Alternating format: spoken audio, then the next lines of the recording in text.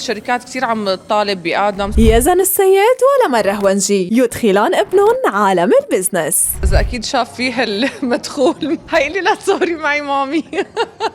ضحك، تسلية، وتسليط الضوء على النشاطات الخاصة بالأطفال بسوريا. هذا هو عالم آدم، الفكرة الجديدة يلي عم بيطل من خلالها آدم ابن يزن السيد ولا مرة ونجي على يوتيوب. ولا حدا بسوريا طفل عامل يوتيوب شانل، فالحلو انه احنا عم نستفيد من هذا الموضوع، انه نفرجي الشغلات الحلوة اللي بيقدروا الاولاد يروحوا عليها، عم تكون شيء تعليمي ترفيهي.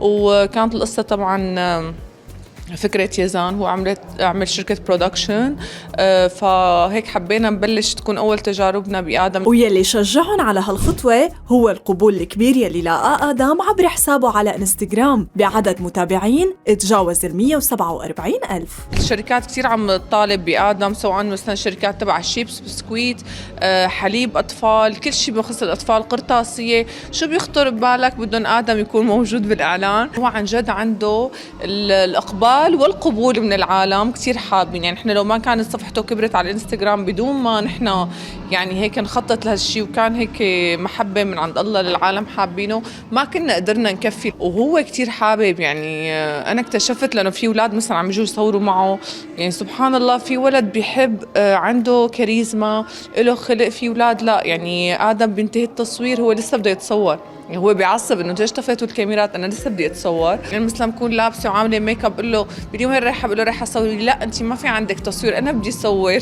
فهو بيحب، يعني سبحان الله ما بعرف. يعني هيك لما لقينا الواحد لازم يطلع شو الشيء اللي بيحبه ابنه ويطوره عنده. وشفنا آدم بحديقة الحيوانات، نادي الفروسية، وكمان عم يعمل سلطة فواكه ويلعب جمباز. فهالفيديوهات وغيرها بتعتمد بس على عفوية آدم. انا مثلا رايحه على حديقة الحيوانات، بنقول له في حديقة الحيوان، بس ما فيني أنا والله أقول له يلا 5 4 3 2 تعيد المشهد.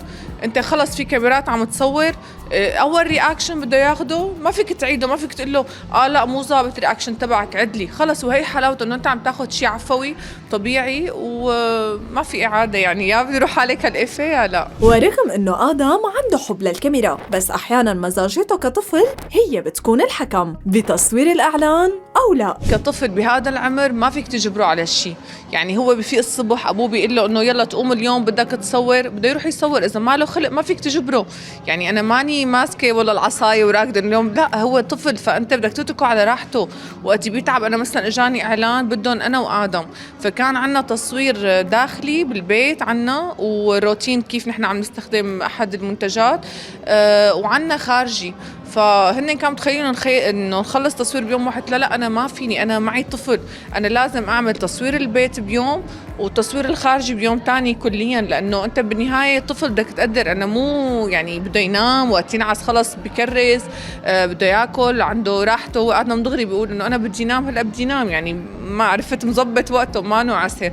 ففي شيء خاص للأطفال ما فيك أنت تجبره على شيء. يعني ولكل اللي بيتهم لما باستغلال ابنها لتقديم محتوى على السوشيال ميديا، هيك ردت عليهم: مو شغلكم. شو بدي لهم، انت بتعرفني انا يعني اخر همي الاشياء السلبيه. انا اكيد ادرى بمصلحه ابني، ولو شيء بضره او بيأذيه اكيد ما رح اعمل له اياه. اليوم عم نأسس لشيء كتير كبير مستقبلا. هذا الشيء اذا مثلا آدم بس كبر قال لك انه ما بدي، شو حتكون ردة فعلك كأم؟ ما فارقه معي، اتس اب تو هيم. بس اذا اكيد شاف فيها المدخول هيقلي لا تصوري معي مامي.